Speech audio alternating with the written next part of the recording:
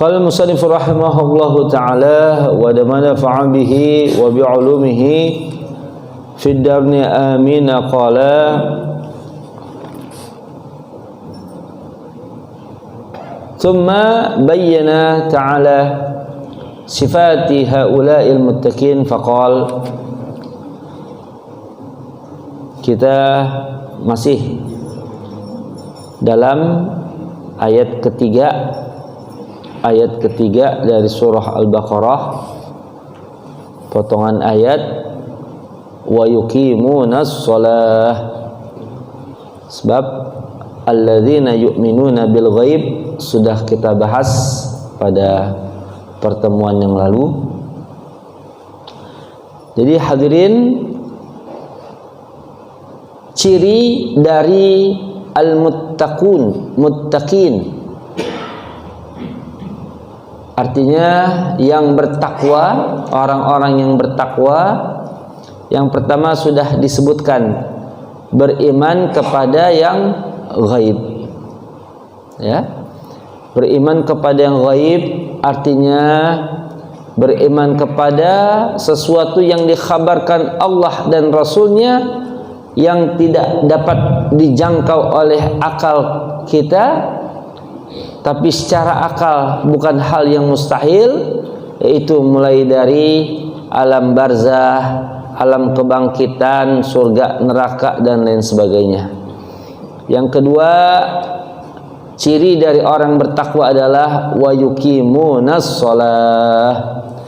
Wa yuqimunas shalah ay yu'addunaha 'alal wajhil akmal bisyurutihi wa arkanihi wa khushu'iha wa adabiha.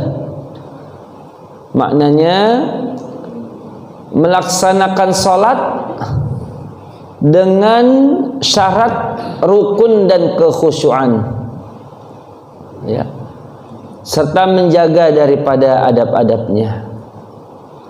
Ini makna dari wa yuqimunas shalah, melaksanakan salat sesuai syarat dan rukunnya serta kesunahannya, menjaga kekhusyuannya dan menjaga daripada adab-adabnya.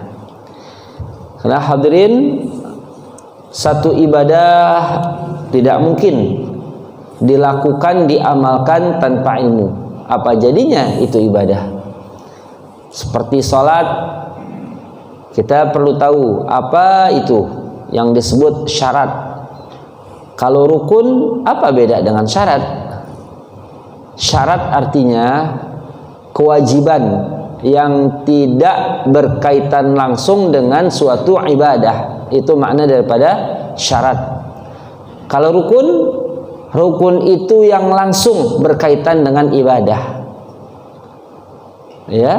Jadi syarat dan rukun sesuatu yang wajib ada dalam sebuah ibadah. Kalau kita mau tamsilkan, umpamakan, ya, air merupakan syarat bagi hidupnya tanaman. Tapi apakah air bagian dari tanaman?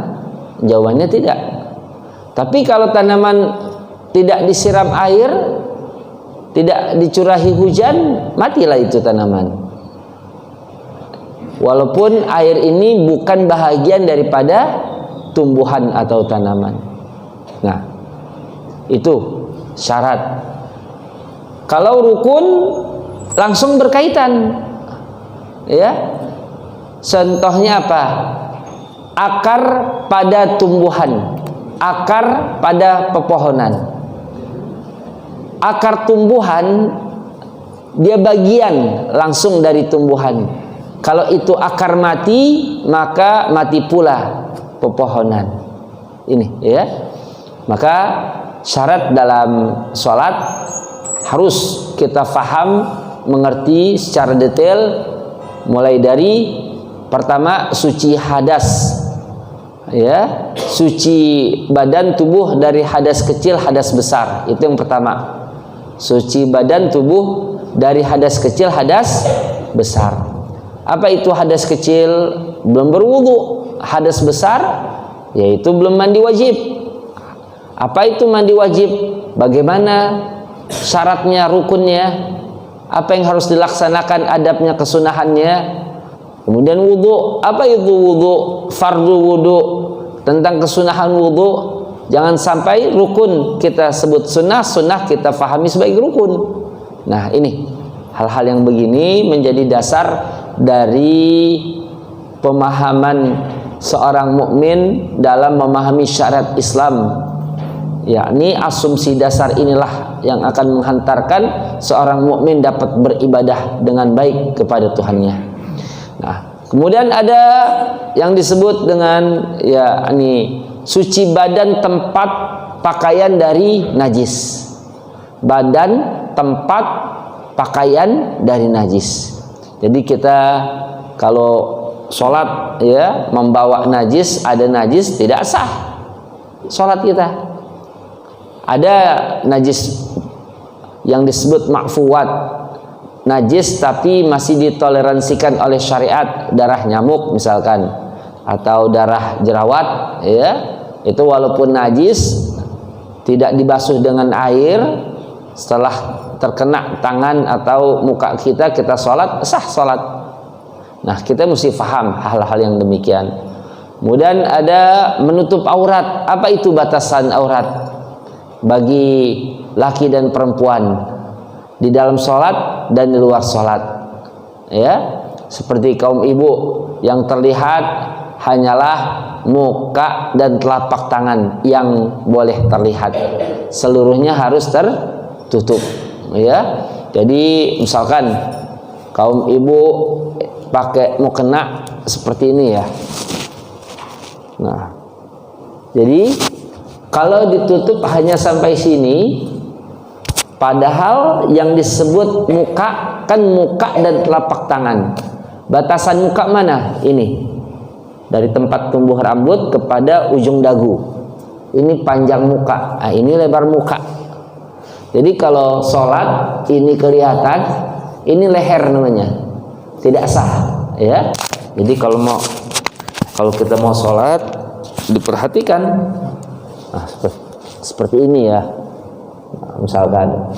Terus ketika kita melihat kasus di masjid, ada anak muda dulu ada model baju kependekan ya, kaos kependekan, celana kedodoran, terus dia sholat.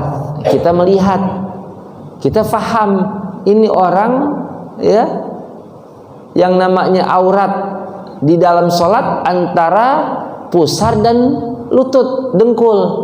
Nah, kalau kedodoran seperti itu tentu kelihatan pinggang itu di bawah pusar, tidak sah. Kita harus beritahu ya, wajib itu untuk memberitahu bila kita memahami.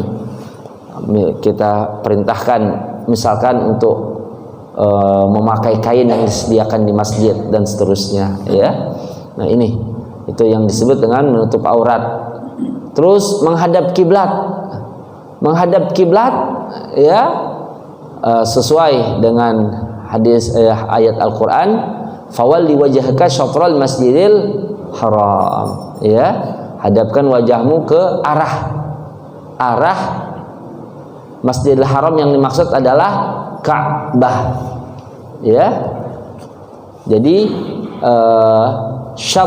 syatrah ya. Jadi di sini maknanya jihah. Apa? Arah, bukan ain Ka'bah. Mereka yang wajib Ka'bahnya betul-betul diluruskan, itu yang melihat Ka'bah, yang dekat dengan Ka'bah. Nah, kita ini berapa jauh ya. Jadi keliru kita melihat pada tahun-tahun kemarin itu masalah daripada masjid dimencong-mencongin ya. Artinya begini hadirin, sebenarnya di wilayah kita Indonesia, sekedar kita menghadap barat ya, geser sedikit ke kanan, itu udah arah Ka'bah, selesai. Jadi syariat ini mudah. sebagaimana Nabi sallallahu alaihi wasallam sabdakan, ma bainal masyriq wal maghrib kiblah. Antara timur dan barat adalah kiblat. Sebab Madinah itu di utara Mekah. Madinah di utara Mekah. Memang ini hadis nggak bisa dipakai oleh orang Pamulang, oleh orang Indonesia nggak bisa. Karena ini ya hadisnya masalah geografis ya. Antara timur dan barat adalah kiblat. Maksud Nabi, kiblat umat Islam di Madinah itu adalah ya selatan, karena posisi Madinah adalah di utara kota Mekah. Berarti asal dari arah itu cuma 4, barat, timur, utara, selatan, cuma itu doang. Ya, Tenggara, barat daya itu tambahan. Nah, di sini di kita udah cukup ngadep kiblat ke kanan sedikit, udah khalas, selesai. Ya, nggak mungkin kita tarik tambang sepanjang-panjangnya sampai Mekah. Ya, atau kita bawa semacam kompas, perlu, penting, selesai udah. Cuman itu kalau kita lihat matahari, di mana matahari terbit? Oh, sana. Berarti kebalikan dari terbit adalah terbenam. Terbenam sebelah barat, udah dapat arah barat, sedikit ke kanan, selesai. Nih, ya. Kemudian menghadap kiblat telah masuk waktu sholat, mesti diyakini yang namanya waktu sholat. Nah, banyaklah hadirin tentang masalah yang ini. Itu namanya syarat. Adapun rukun, nah itu tidak berkenaan langsung dengan amaliyah sholat. Kalau rukun langsung berkenaan. Seperti apa? Berdiri bagi yang mampu dalam sholat fardu. Sebab dalam satu hadis, sholli qa'iman, fa illam tastati' fa qa'idan, fa illam tastati' fa 'ala jambin, fa illam tastati' fa mustalqiyan. Wajib berarti. Sholli qa'iman. Sholli, salatlah, ini fil amr. Al aslu fil amri al wujub. Asal dalam perintah adalah wajib. Kecuali ada qarinah ya, hadis lain, dalil lain yang menjadikan perintah ini menjadi sunnah. Nah, hadirin ya. Nah, itu masalah-masalah usul pentinglah untuk difahami ya dalam memahami daripada nas Quran dan sunnah. Nah, ini hadirin masalah dari orang yuqimunas shalah, itu masalah daripada hukum fikihnya. Tapi tidak terbatas sampai di sana. Itu secara amaliyah zahir. Amaliyah batinnya adalah khusyuk. Ya, nanti rukun sekian, ada lagi sunnah. Nah, kita harus hafal itu. Jangan sampai rukun kita kata sunnah, sunnah kita kata rukun. Itu masih amalan zahir. Nanti masuk pada amalan batin. Khusyuk itu bukan amalan zahir. Ada kita lihat orang sholat sampai begini nih, nggak taunya lagi mikirin yang di rumah. Itu kan amalan batin, nggak kelihatan. Ini hadirin ya.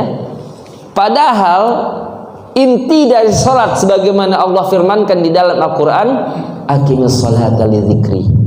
Dirikanlah sholat, laksanakan sholat untuk mengingat aku, li dzikri, untuk mengingat Allah itu. Nah, kalau kita sholat ingat yang selain Allah, bukan mentadaburkan apa yang kita baca, sampai barang hilang pun ketemu, mau kapan kita ingat Allahnya? Kalau di luar sholat udah nggak ingat Allah, di dalam sholat masih aja nggak ingat Allah. Ini hadirin ya.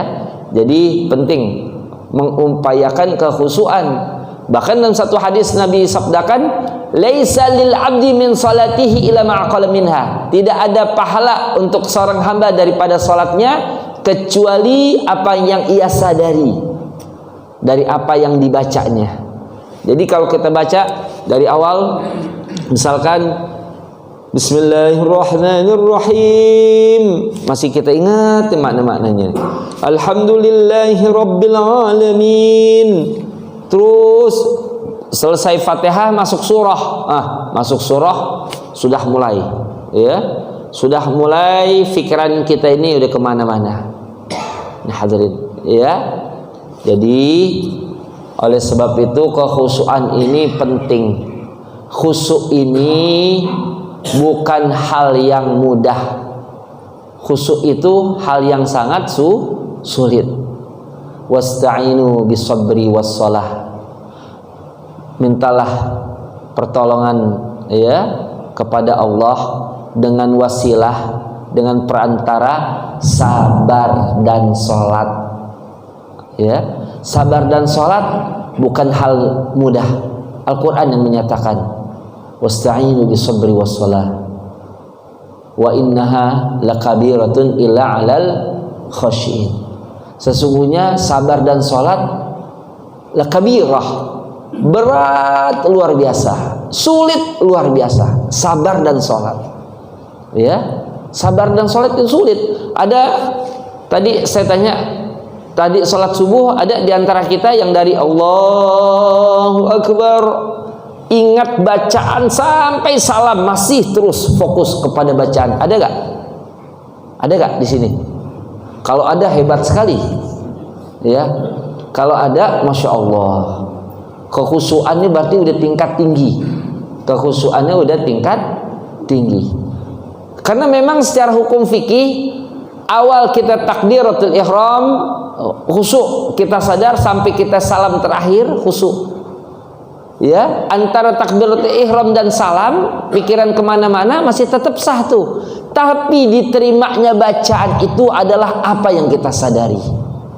Ya, jadi kita baca surah Bismillahirrahmanirrahim. Alam tara kaifa fa'ala rabbuka bi ashabil fil. Mulut menyebut, mengucap, tapi hati dan pikiran kemana-mana. Kok bisa? Ya itu otomatis. Itulah dimudahkannya Al-Quran seperti itu. Sampai kita sambil ngapain gitu baca Al-Fatihah nggak usah mikir, ya keluar dengan sendirinya. Inilah ya kemudahan yang Allah adakan, ciptakan untuk mudah dipelajari Al-Quran oleh hambanya. Nah kesimpulannya hadirin demikian. Wa yuqimunas shalah. Jadi bukan sekedar sholat, yang penting sholat, udah sholat ya udah, tidak demikian. Ya, ada kekhusyuan, ada adab dan lain sebagainya. Ya, adapun masalah kaifiat, ya tentang sholat memang banyaklah. Misalkan, Ustaz, sebenarnya sedekap itu yang benar yang mana, Ustaz? Gitu ya.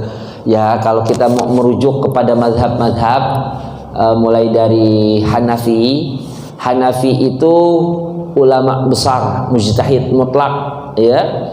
Lahir tahun 80 Hijriah, Imam Hanafi. Nama aslinya Nu'man bin Thabit. Ya, Nu'man bin Thabit. Beliau lahirnya tahun 80 Hijriah. Berarti belum 100 tahun tuh jaraknya dengan Nabi. Nabi wafatnya kan 11 Hijriah. Nah, ini Imam Hanafi yakni saat sedekap. Ini salah satu amalan salat sedekap aja. Itu posisi narok tangannya beliau itu di bawah pusar. Di bawah pusar. Imam Hanafi dekat sekali zamannya dengan Nabi, ulama besar, ya.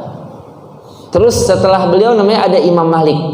Ini maksudnya saya ingin mengatakan masalah furu jangan dipermasalahkan sehingga timbul perdebatan panjang. Udah, mau bagaimana kita lakukan aja. Yang penting kita ada sandaran, ada dalil dasar. Ya, Imam Malik bin Anas ini ulama besar, terutama beliau adalah pimpinan dari Madinah, kota Madinah di zamannya. Lahirnya tahun 93 Hijriah. 93 Hijriah, masih belum 100 tahun jaraknya sama Nabi. Ya, luar biasa. Kitab hadis yang saat ini ada yang paling tua adalah kitab susunan beliau, Muwatta Imam Malik, itu paling tua. Jadi sebelum ada Sahih Bukhari ada Muwatta Imam Malik dulu.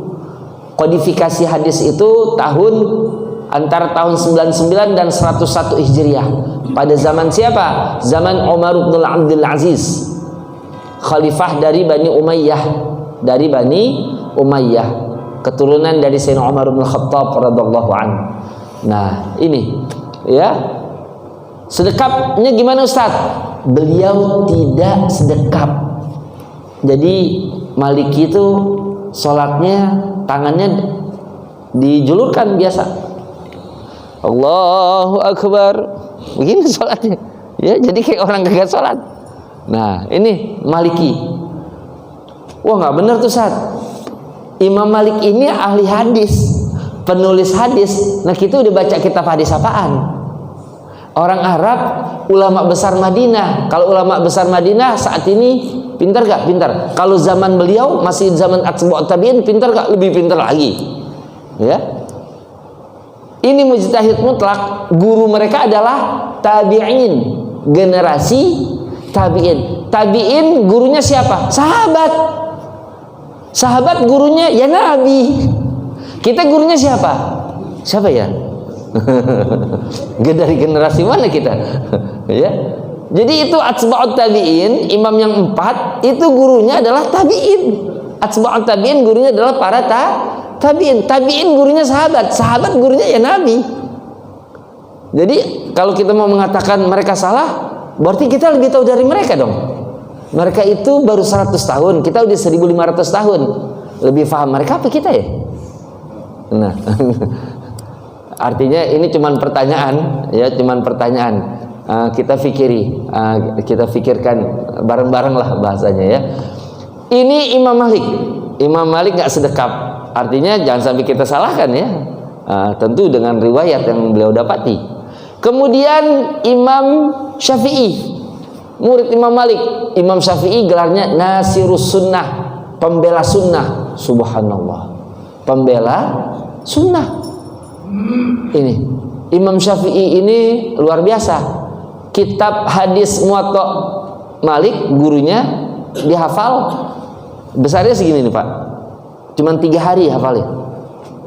3 hari hafalnya. Kok kita 1 halaman 1 hari. 3 halaman berarti 3 hari. 3 halaman 3 hari. Itu besok kan juga hilang lagi. Iya. Ya. Kalau ini nempelnya udah selesai, nempel terus. Imam Syafi'i sedekapnya antara dada dan pusar. Ada di tengah, 2 riwayat, ada tengah, ada samping. Itu Imam Syafi'i. Lahirnya tahun berapa? 150 Hijriah. 150 Hijriah. Bertepatan wafatnya Imam Hanafi. 150 juga. Terakhir Imam Ahmad bin Hambal. Ulama yang hafal 1 juta hadis. Allah. Kita berapa hadis ya? 1. Alhamdulillah masih ada yang kita hafal. Ini 1 juta hadis, ya. 1 juta hadis, ya. Ada Musnad Imam Ahmad, beliau punya kitab hadisnya. Beliau sedekapnya di bawah pusat. Jadi itulah dari 4 mujtahid mutlak seperti itu. Jadi jangan dipermasalahkan, itu masalah furu', perbedaan. Yang tidak boleh berbeda artinya masalah usul. Usul seperti apa? Misalkan sholat sehari semalam 5 waktu. Kalau ada yang bilang 3 waktu, bukan orang Islam. Itu masalah usul.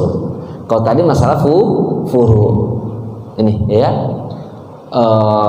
Kemudian ya banyak masalah yang lainnya tentang sholat, kita tidak bahas nanti ya, hanya bicara sholat saja. Nah, kita lanjutkan sekarang bapak-bapak ibu-ibu. Sifat muttaqin, orang-orang yang bertakwa, yang ketiga yang disebutkan dalam ayat ini. Yang ketiga, bagaimana sifatnya? Wa mimma razaqnahum yunfikun. Dan dari sebahagian apa yang telah kami rezekikan pada mereka, mereka nafkahi. Ya. Ay wa minal ladzina a'tainahum minal amwal yunfikuna wa yatasaddaquna fi wujuhil birri wal ihsan. Ya. Artinya dari sebagian yang telah kami karuniakan dari harta yang mereka nafkahkan, yang mereka sedekahkan di jalan kebaikan. Ayat ini mencakup zakat dan sedekah dan seluruh nafkah-nafkah yang lain. Sebab yang disebut dengan pengeluaran nafkah kan banyak. Ya, infak itu umum. ada sedekah, hibah, hadiah, macam-macam, ya.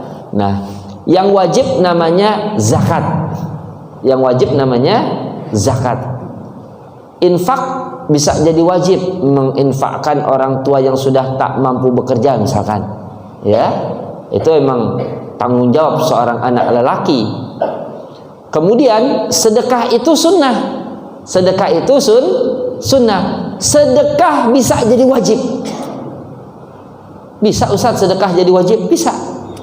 Misalkan kita zakat udah bayar, zakat mal, zakat fitrah udah bayar, ya. Kemudian kita dengar tetangga anaknya nangis. Kenapa ini nangis? Oh, ternyata lapar. Kenapa lapar? Nggak punya makanan untuk dimakan. Itu kalau kita tahu dan kita ada kelebihan makanan, bersedekah kepada tetangga tersebut wajib, bukan sunnah. Ini, ya. Sedekah juga bisa jadi haram. Kok haram, Ustaz? Bisa jadi haram kalau kita sedekah kepada orang miskin, tapi si miskin ini miskin tak tahu diri. Kenapa? Miskin tapi demen judol, judi online. Udah miskin, judi online pula. Na'udzubillah min dzalik. Ya. Jadi kalau kita sedekah sama itu orang, haram itu. Ya, oh kita yakini ini orang kok nggak narkoba, judi online nih, nggak boleh kasih kepada dia, haram. Ini, ya. Jadi dari ayat ini wa mimma razaqnahum yunfikun, berarti seorang yang bertakwa dia mesti bekerja, dia mesti usaha mencukupi dirinya, istrinya, anaknya, orang-orang yang wajib ditanggungnya. Dan bila mana ada kelebihan dari rezekinya, dia mesti berikan, bantu kepada orang lain. Janganlah harta itu menumpuk kepada dirinya saja. Nah, di dalam Al-Quran maka Allah berfirman, wa fi amwalihim haqqul lisaili wal mahrum, dan di antara harta orang kaya ada hak buat orang miskin yang meminta dan yang tidak meminta. Jadi kalau si kaya memberikan bantuan kepada si miskin, jangan sombong, karena itu kewajiban.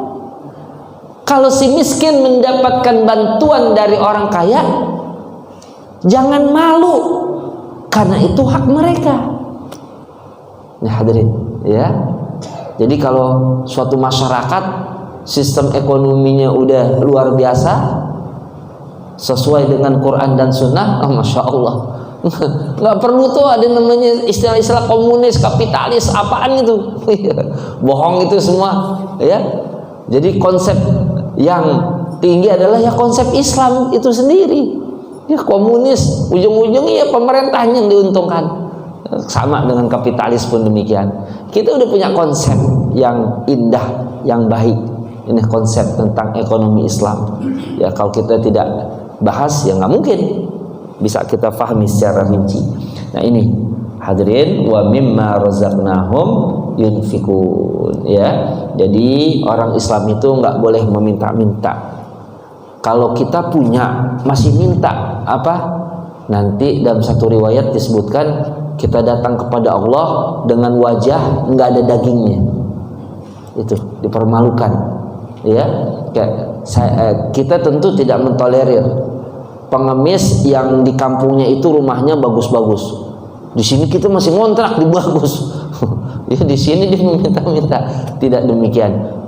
Tapi kita memang tidak bisa membedakan. Kalau ada orang yang meminta-minta, itu justru kita berikan kalau memang kita ada. Ya. Wa amasaila fala tanhar wa amma bi ni'mati rabbika fahaddis. Kalau ada peminta-minta, jangan dihardik, ya. Jangan ditolak. Ini hadirin, ya. Karena orang mukmin kalau diminta berarti udah mentok itu. Berarti urusannya udah bicara perut, udah lapar. Itu mukmin kalau sudah meminta. Nah, ya. Kemudian di mana ya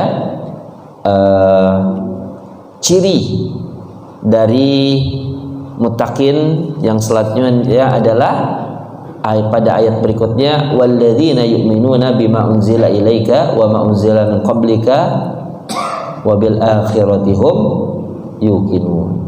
Yaitu orang-orang muttaqin adalah yang juga beriman kepada apa yang diturunkan padamu wahai Nabi, yakni Al-Quran, dan apa yang diturunkan sebelummu, yaitu kitab sebelum Al-Quran, yakni kitab sebelumnya Injil, Zabur, Taurat. Wajib tuh, ya, wajib kita imani. Allah turunkan Taurat pada Nabi Allah Musa, turunkan Zabur pada Nabi Allah Dawud, turunkan Injil pada Nabi Allah Isa. Wajib kita imani, ya. Jadi kalau untuk sekarang gimana Ustaz? Kalau untuk sekarang ketiga kitab tadi sudah tidak ada. Taunya dari mana? Dari Al-Quran juga. Yuharrifunal kalima amma wadhi'ihi. Mereka ahli kitab mengubah, ya, firman Allah dari tempat-tempatnya, menambah dan mengurang, menambah dan mengurang. Karena memang ketiga kitab tersebut tidak mendapatkan jaminan dari Allah. Injil saja itu 200 tahun setelah Nabi Isa diangkat baru ditulis. Baru ditulis itu. Padahal Injil enggak dihafal. Dari zaman Nabi Isa emang umat beliau tidak ada yang menghafal Injil. Zaman Nabi Musa tidak ada umat Nabi Musa yang menghafal Taurat. Demikian pula umat Nabi Allah Dawud. Yang menghafal itu umat Nabi Muhammad. Nah, kalau 200 tahun Nabi Isa udah diangkat, bagaimana mungkin Injil itu bisa ditulis? Ya, dan bagaimana sumber penulisannya itu seperti apa? Tapi tidak demikian dengan Al-Quran. Al-Quran hadirin, Nabi masih hidup sudah ditulis, tapi masih tercecer di pelepah kurma, di kulit binatang, di batu, di tulang unta yang pipih. Pada zaman Sayyidina Abu Bakar baru dibukukan, dikodifikasikan, ya, kodifikasikan, ditulis menjadi satu buku. Bagaimana penulisannya? Inilah hebatnya, ya, penulisan dalam Al-Quran. Karena memang Allah pula yang menjaganya, maka Allah akan menciptakan sebabnya. Yakni hadirin, ketika menulis ribuan penghafal Quran dihadirkan, ya. Tulisan yang diterima oleh khalifah harus dengan 3 syarat: diperintahkan Nabi dan ditulis di hadapan Nabi. Diperintahkan Nabi dan tulis di hadapan Nabi, ya. Terus selanjutnya itu tulisan, ya, harus ada saksi bahwa memang si penulis itu tidak, ya, bohong, betul-betul Nabi yang perintahkan ia. 1, 2. Yang ketiga, tulisan tersebut tidak boleh berbeda dengan hafalan ribuan sahabat. Nah, ya, bahkan ketika itu yang namanya bangsa Arab enggak demen nulis, tidak demen nulis, demennya ngafal. Mereka udah biasa bicara hafal. Bahkan menulis dianggap tidak cerdas karena tidak kuat hafalan. Nah, demikianlah hadirin, ya, yang kita pelajari dari penjelasan Quran dan Sunnah para ulama, dan juga dari sejarah-sejarah yang ditulis oleh orang-orang yang bahkan yang di luar Islam demikian, ya, tentang sejarah daripada kitab suci. Nah, maka Al-Quran inilah satu-satunya kitab suci yang dapat dijamin keautentikannya, kita terima sebagaimana yang Nabi SAW terima, tak berkurang satu huruf pun jua. Oleh sebab itu, maka harus kita yakini ketiga kitab tersebut yang diklaim sebagai Taurat dan Injil tidaklah demikian, ya. Bahkan hadirin, dari Injil itu sendiri ada ratusan naskah, masing-masing saling bertentangan, diseleksi jadi 4 naskah. 4 naskah sekarang yang dikenal oleh umat Kristiani, mulai dari Markus, Matius, Lukas, Yohanes, itu pun satu sama lain masih bertentangan. Nah, tapi Al-Quran tidak demikian. Ini oleh sebab itu kita harus mengatakan bahwa inilah Al-Quran. Allah Ta'ala firmankan, Allah Ta'ala janjikan, inna nahnu nazzalna dzikra wa inna lahu lahafidun. Tapi tetap karena ini lingkupnya adalah masjid, saya harus menyampaikan, menjelaskan bahwa Injil sudah tidak ada, Taurat sudah tidak ada, Zabur sudah tidak ada. Wajib saya sampaikan. Tapi nanti di depan saudara kita yang beda agama nggak boleh. Oh, kitab suci itu tuh udah nggak boleh. Udah lakum dinukum waliyadin. Jaga persatuan, persaudaraan sesama anak bangsa. Seperti itu, ya. Kita jaga persatuan, ya. Walaupun ya memang kalau secara kejadian di lapangan, pernah lihat gak ada ustadz bawa-bawa Al-Quran ke rumah orang Kristen? Pernah lihat ustadz bawa Al-Quran ke rumah orang Kristen? Ada gak? Enggak, ke rumah orang Islam aja kagak gitu ustadz. Nah, kalau ini udah jadi rahasia umum, ada misionaris bawa Bible ke rumah orang Islam gitu, ya. Ya, pernah saya sampaikan, ya, saya ulang, banyak yang belum dengar pada pertemuan yang lalu. Ini saya punya kawan di daerah Cikditiru, Menteng. Beliau kawan SMA dulu. Jadi alhamdulillah karena saya ngaji dari kecil, dia cerita sama saya, ya saya bilang ini karena memang wilayah tersebut nggak ada pengajian, nggak ada ustadz, masuklah. Tapi kalau ada pengajian seperti ini nggak mungkin masuk misionaris. Ini hadirin, ya.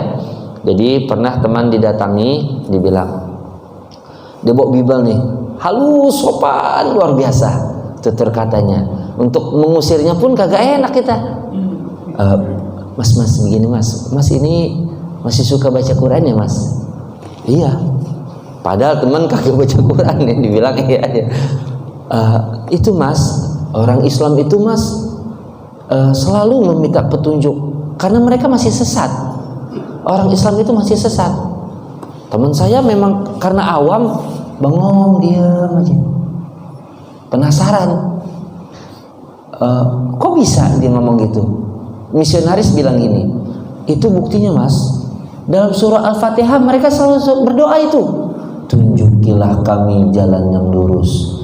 Berarti jalan mereka belum lurus itu. Di Al-Fatihah ada kan, ihdinas siratal mustaqim, tunjukilah kami jalan yang lurus. Apa kata si misionaris? Berarti jalan mereka belum lurus mas, ya. Nah, petunjuk yang mereka pohonkan, petunjuk yang mereka pinta, itu ada pula di Al-Quran disebut mas. Jadi mas kalau setelah baca Al-Fatihah, coba buka Al-Baqarahnya mas. Al-Baqarahnya itu ayat kedua apa itu? Itulah Alkitab. Nah itu mas, Alif Lam Mim, dzalikal kitabu la raiba fi. Itulah Alkitab, tidak ada keraguan di dalamnya. Tambah bengong nih teman saya. Pas dicerita saya bilang, aduh kamu ini makanya ngaji. Yang disebut Alkitab di dalam Al-Baqarah, dzalikal kitabu la raiba fi hudal lil muttaqin. Itu nama lain dari Al-Qur'an. Bukan di Bible. Nama lain dari Al-Qur'an. Jadi Al-Qur'an ada Al-Qur'an, Al-Furqan, An-Nur, Alkitab. Nah, itu nama lain. Banyak. Al-Qur'an itu punya nama banyak. Nah, kesimpulannya demikian. Pentinglah asumsi dasar. Cukup hadirin, in uridu illa al-islah sata'tu mutawfiq illa billah alaihi tawakkaltu alaihi hadanallahu wa iyyakum ajma'in. Wassalamualaikum warahmatullahi wabarakatuh.